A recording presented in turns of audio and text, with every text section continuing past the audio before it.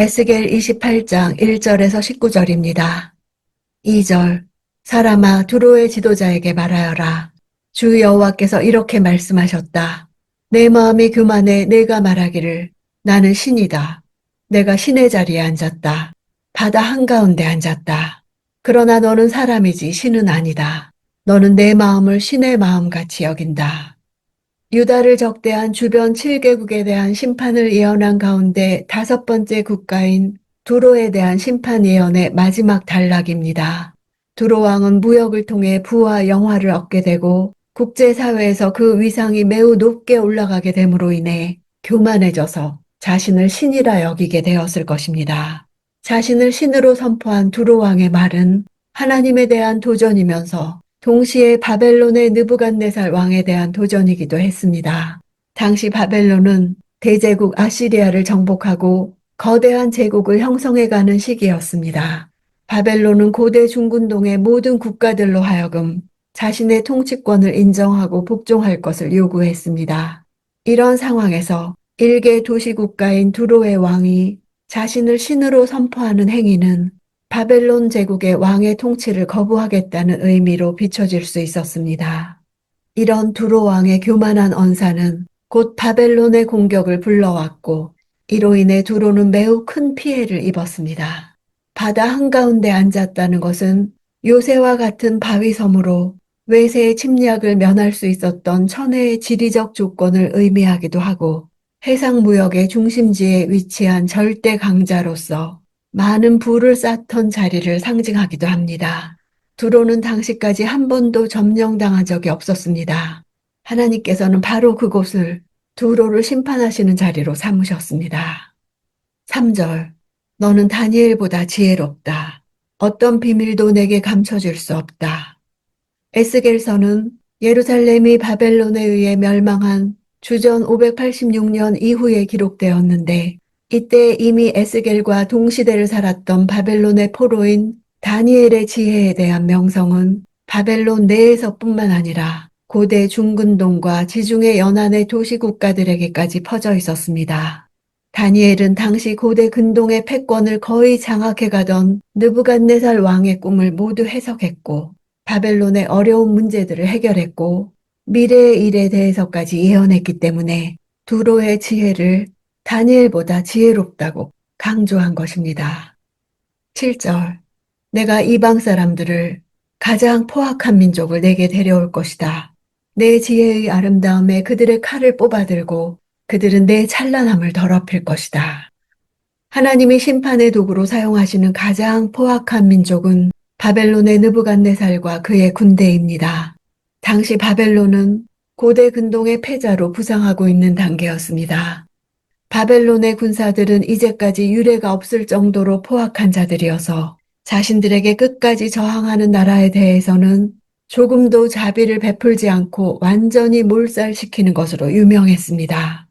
두로의 지혜의 아름다움은 두로가 자랑하는 지혜로 이루어진 모든 아름다운 것을 가리킵니다. 여기에는 두로의 무역품이나 건축물이나 미술품 또는 두로 왕국 자체도 포함될 수 있습니다. 9절 너를 학살하는 사람 앞에서 나는 신이다 라고 너는 말하겠느냐? 너를 학살하는 사람의 손에서 너는 신이 아니라 다만 사람일 뿐이다. 마지막 순간에 두로가 자랑하던 지혜의 정체가 폭로됩니다. 두로를 영화롭게 해준 지혜가 실로 신적 지혜라면 두로를 멸망으로부터 구해주어야 합니다. 적들이 성벽을 무너뜨리고 들어와 거리를 내달리며 칼로 주민들을 죽일 때에야 두로는 자신이 신이 아닌 사람임을 깨닫게 됩니다. 피조물에 불과한 사람이 신이 될 수는 없습니다. 10절 너는 이방 사람들의 손에서 할례받지 않은 사람의 죽음같이 죽을 것이다. 내가 말했기 때문이다. 주 여호와의 말이다. 할례받지 않은 사람의 죽음이란 히브리식 조소의 관용적 표현입니다. 다윗이 블레셋 사람들을 향해 할례받지 않은 자들이라 한 것과 같이 하나님을 섬기지 않는 백성인 이방인들을 멸시하는 표현입니다. 두로 왕이 하나님을 섬기지 않았을 뿐만 아니라 자신을 신이라 하여 하나님의 이름을 모욕하는 이방인으로서 주검조차 제대로 매장되지 못하는 비참한 죽음을 당할 것이라는 의미입니다. 13절. 너는 하나님의 정원 에덴에 있었다.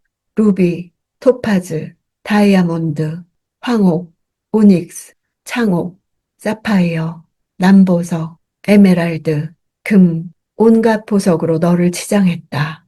내가 창조되던 날 작은 북과 피리가 너를 위해 준비됐다. 에스겔은 인류의 창조와 에덴 동산에 대한 고대 전통들을 다채롭게 시적으로 이용합니다. 그의 시를 문자적으로 해석하지 않는 것이 중요합니다. 에덴 동산은 사람이 살기에 가장 아름답고 적합한 곳을 상징합니다. 아담이 하나님으로부터 지혜와 능력을 받아 이런 최적의 조건에 있었으면서도 하나님의 권위에 도전하는 죄를 범했던 장소였습니다.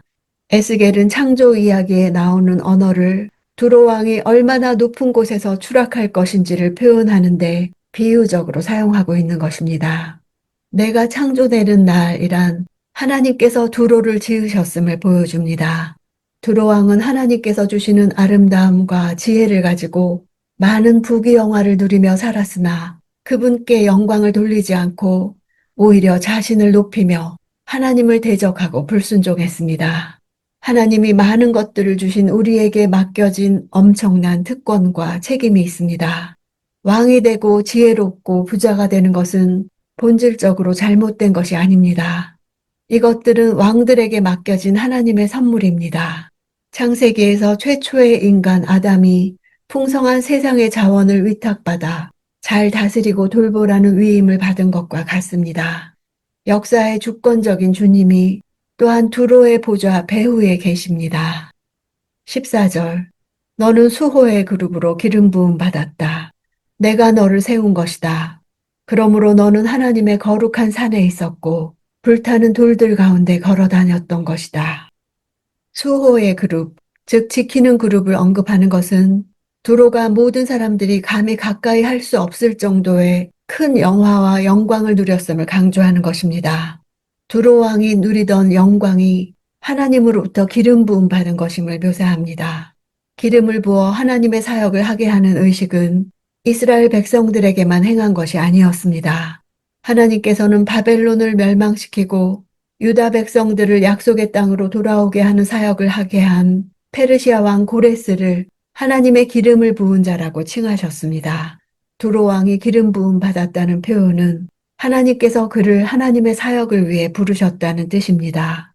하나님의 거룩한 산에 있었다는 것은 하나님께서 허락하신 최고의 환경을 나타내는 표현입니다.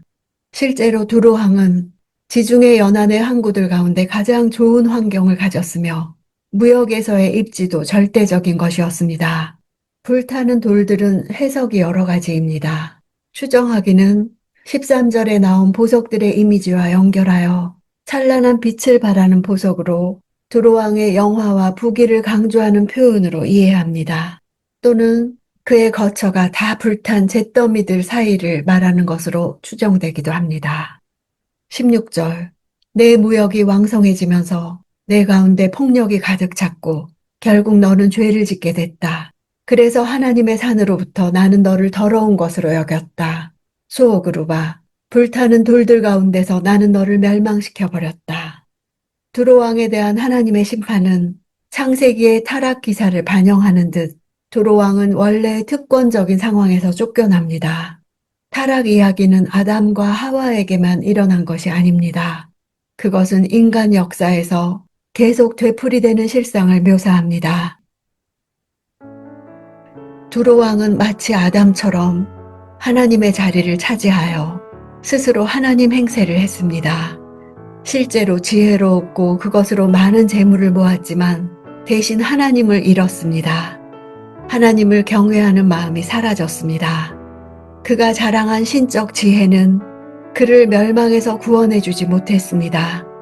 이러한 죄는 사탄의 세력뿐만 아니라 내 안에도 있습니다. 하나님이 내게 주신 선물들로 인하여 내가 하나님의 자리를 차지하여 많은 것을 누리며 교만과 자기만족과 지적, 경제적 우월성을 가집니다. 하나님은 그에 대한 반응으로 사람의 인성과 죽을 수밖에 없는 운명을 상기시키십니다. 이 땅에서 어떤 능력을 가졌어도 나는 피조물로서 하나님의 영광과 거룩하심을 반영하는 존재로 살아야 할 것입니다.